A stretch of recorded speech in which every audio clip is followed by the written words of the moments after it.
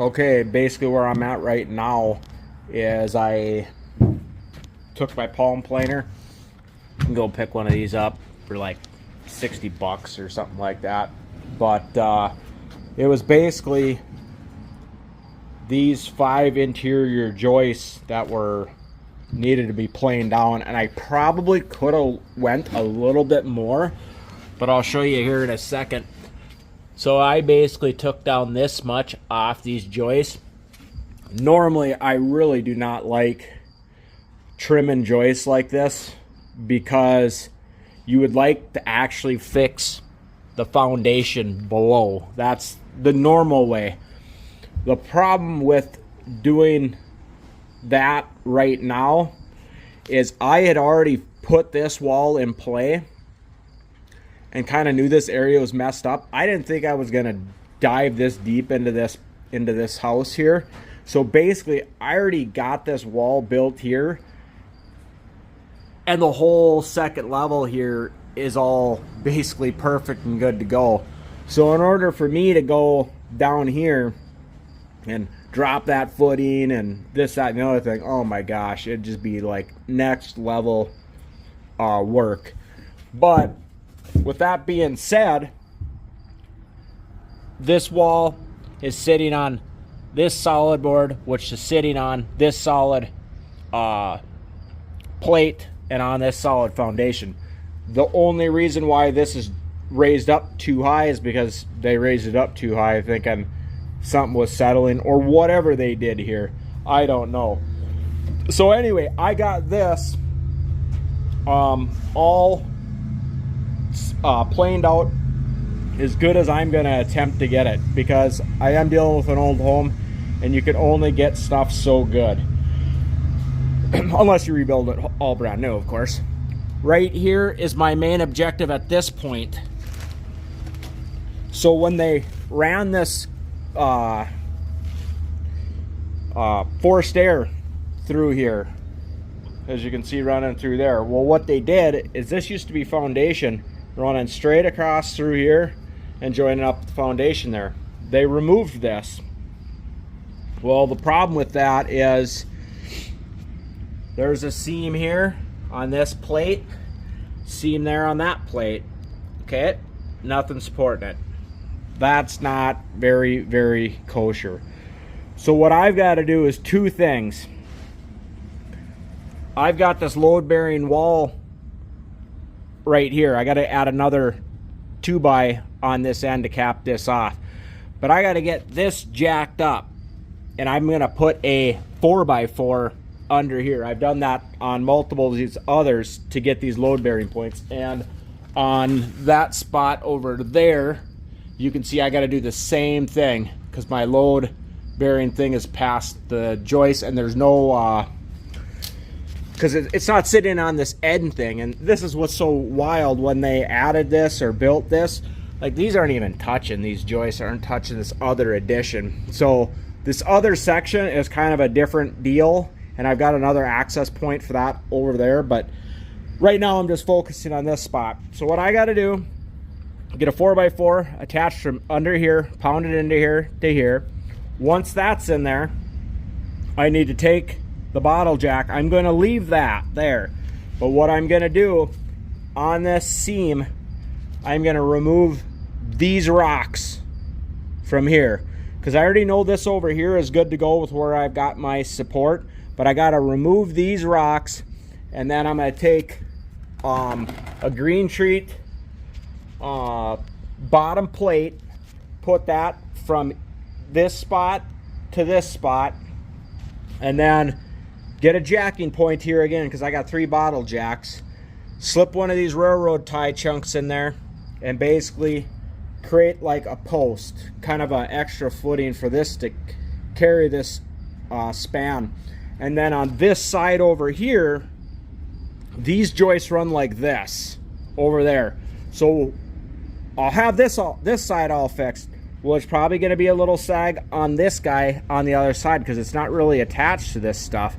On that side, I will get another board and get that attached to this, but another header board to help carry this span on that side. But that's a whole different thing. Right now, I got to stick with what's in front of me. Fix this with a 4x4, super simple. Once that's attached and connected, I'll leave that jack there. I'll remove these rocks right here, and I'll build basically a footing here. Once that's in there, I'll have enough space to still crawl in through here. Okay, that's enough babbling about that. And basically what I did over on this other side, this is what I'm doing for a temporary vapor barrier, is rolling plastic out. Normally when I do these homes, it's just not in the budget at this particular time. Normally I come in here and I spray foam the whole entire crawl space, and that's about $4,000. It just doesn't work for me at this particular moment. But the good part is it more than likely will get done, because I'll leave probably a plywood section over here. I'll just kind of temp put it down with screws just to stop squeaking. I probably will leave another one here, because all I'm going to do for finished flooring in here is roll out vinyl flooring. You know, they got some better decent stuff, but it's just a rental, and there's still stuff I want to address in the near future. But I just did so much over improving on this property already. It's like, okay, I need a break from this. Let's just rent it for a while, and I can come back and, you know, throw some money at spray foaming the under joists and stuff like that. But yeah, sorry I got babbling there, but basically I got the joists playing down, subfloors ready to basically go down in this spot. I got the plastic, which I got to tidy up a little bit. And yeah, basically this flooring should be down here, and I would say the next hour. Hey, this is about where we're at on this block. What ended up happening here, so I got this big block put in. This is kind of taking a place of some of the rocks that were here. Well, I wanted to remove a little bit more, but this rock here is insanely huge. And then I put this block here down to this plate. This plate is basically flat on super big rocks here, and behind this, what this post is sitting on, is another ginormous rock. Well, guess what? Them rocks are not going anywhere. So basically I filled this in, got that seam basically structured up how I really like. I got this over here as a little bit of support and holding that stuff in. And then, like I said, this wood block here is sitting right on hard rock, so we don't have to worry about twisting. Maybe I could add another board in there, but like I said, I still need to get under here.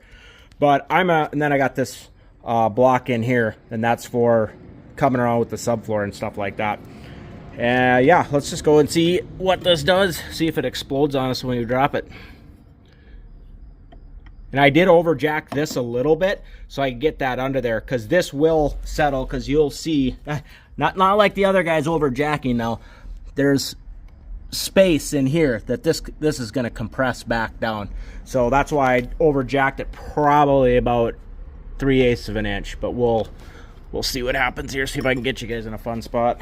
I'm kind of curious to actually watch myself later to see how much this settles. Let's see what's going on here. Hope this is a good spot. Okay, I'm releasing the jack now.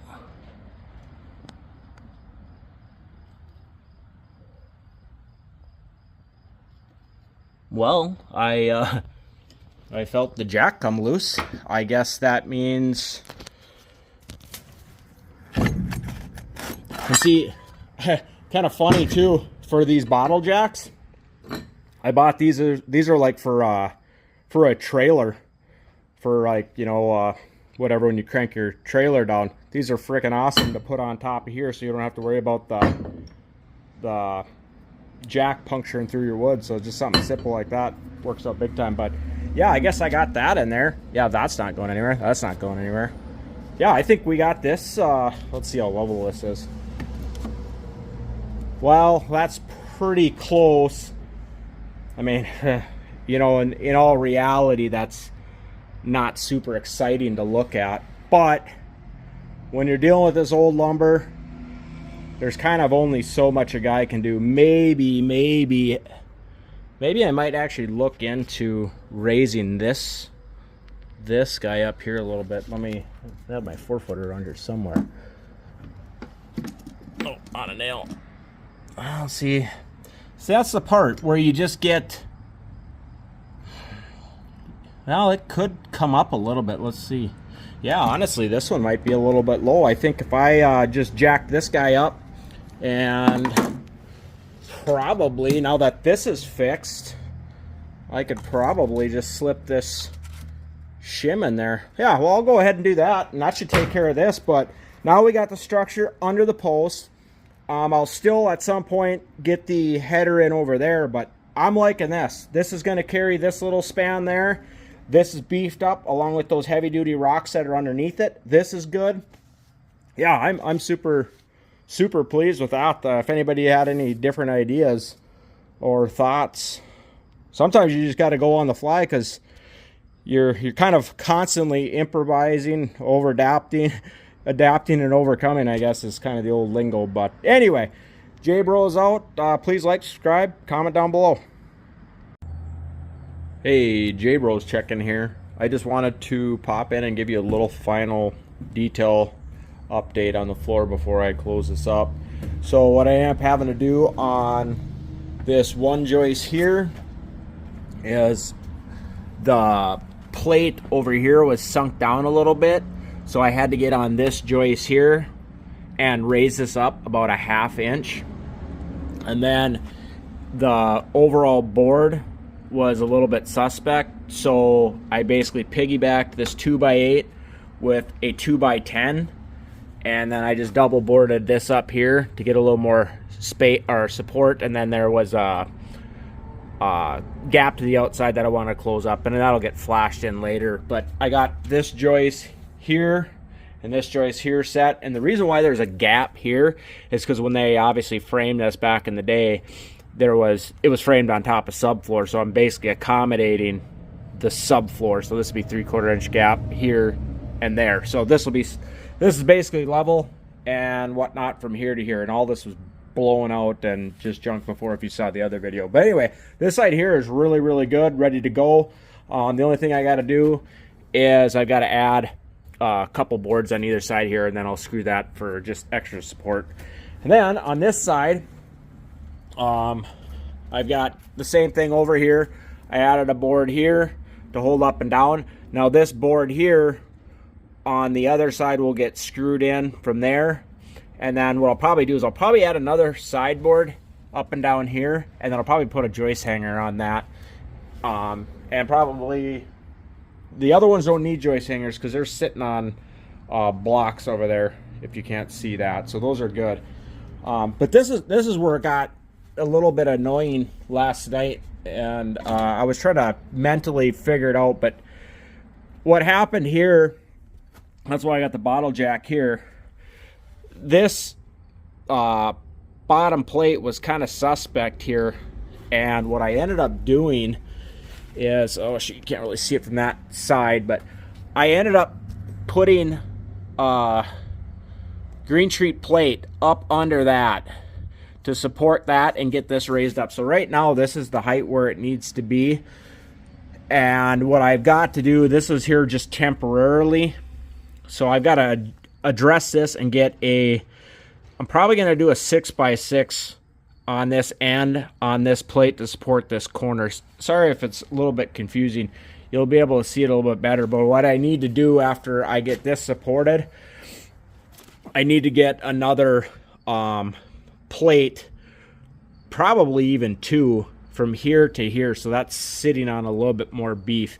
But other than that, we're pretty good. The only other thing I have to do before this can get fully enclosed is this spot here, and I don't have an exact game plan because under here it's a little suspect, but I need to get some sort of bracing under here because you can see how that subfloor here is sagging from the weight of this, and obviously that's where the big lammy is sitting. So we got to address that almost from underneath and above, because we can't have it sitting like that. So that's just a quick update of where I'm sitting on this. But as of right now, you can see we're sitting here with brand new floor over the bulk of it. And this turned out really, really level and whatnot here after I palm plane those plates down. So yeah, I think we're coming along pretty good. And once I get this subfloor on, I'll get my heat duct register run and cut in over in front of the window. Yeah, and that'll be it. But that's where we sit right now. Hey, yeah, that went pretty good here. I got these 2 sheets. I just wanted to reiterate as well, I am just temp screwing these down right now, because you'll notice that I don't have these ends insulated and stuff. I'm gonna have to do that after the fact, because I don't want to slow my electricians down, and obviously for them to come in they need a safe floor to walk on. So I'm taking care of the major structural stuff first right now, and then getting a safe walking platform for the electricians to get it or to come in, because they don't need to do any electrical under the floor and stuff. So I'll just pull up whatever panels I need to pull up to hook up my cold air return, run my water lines and stuff like that. So I wanted to let you know that this is not end-to-end product, but it's end game product for the electricians to come in. But that's all I got for today. I'll probably throw you up a quick update when I have this floor all taken care of and these couple structural points done. But I think we're rolling pretty good. I'm hoping I can get a last little push out of the boys this weekend for some work. And yeah, 30 days and I'm gonna try to have this place done or close to be done. So yeah, I'll try to get as much work out of them as I can. But please like, subscribe, comment down below. J-Bros out. Hey, J-Bros popping back in here. I kind of wanted to oh, there's that stupid cricket. See that guy? Okay, that guy has been sitting here cricketing left and right. I didn't mean to get that in the video, but yeah, he'd been sitting over somewhere and I didn't know where the heck he was at. But anyway, so obviously I beefed up this corner with the bottom plate here. Let me get this swept off so you can kind of see what's going on here. So I got that bottom plate there. This is sitting on hardcore rocks. Have been here for 100 years, not going anywhere. I put this 6x6 in here to get more beef and extension on these joists here. So this is a 2x10, which I mentioned, piggyback to a 2x8 that runs all the way across.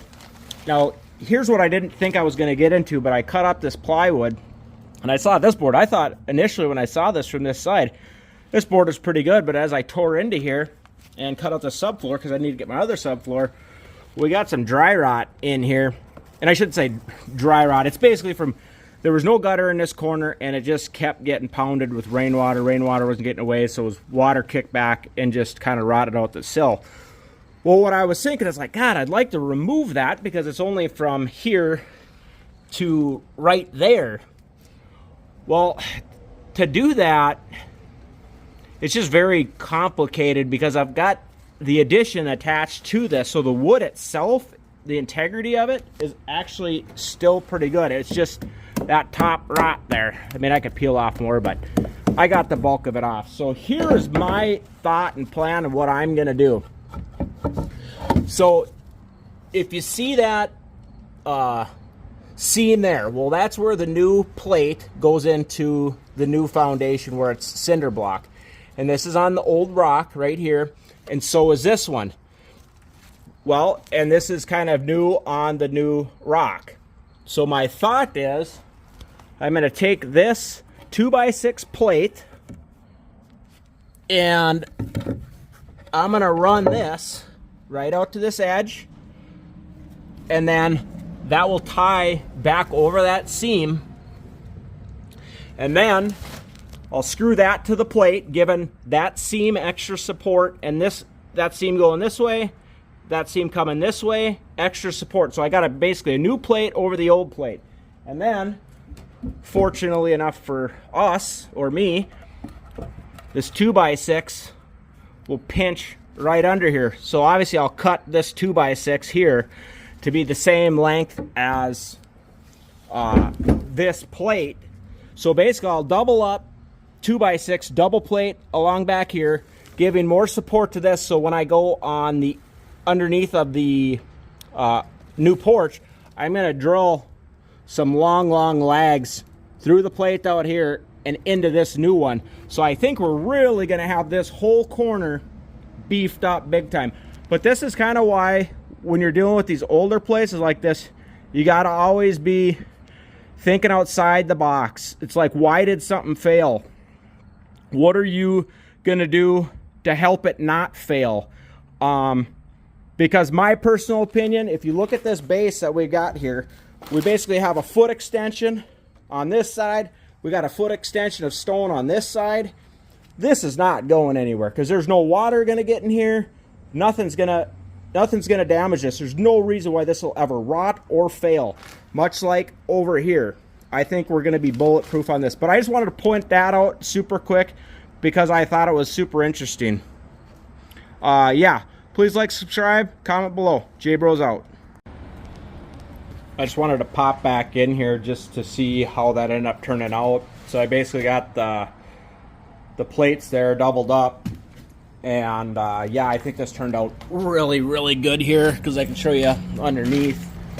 There it goes to the cross plate, and I can screw these in from that cross plate there, which is screwed into these joists here. I don't know if you can really see that well, but I think this is going to be the ticket. This is all leveled out. This is all good. I don't even think it matters that much that this guy is a little compromised because, like I said, this stuff here is not rotted there because I have my outside plate screwed in there. But what I'll do from that outside plate, which I already mentioned, run some probably 10-inch heavy-duty screws in there. But yeah, I was super pleased with this, and I just wanted to show you guys what happened there, and yeah, how I got that fixed before I close this up. And right now, I am focusing my attention to this operation, get this cleaned up.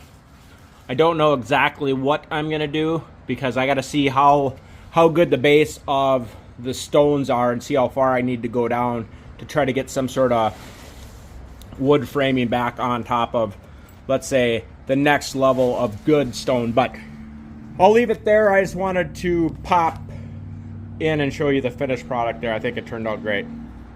J-Bros out.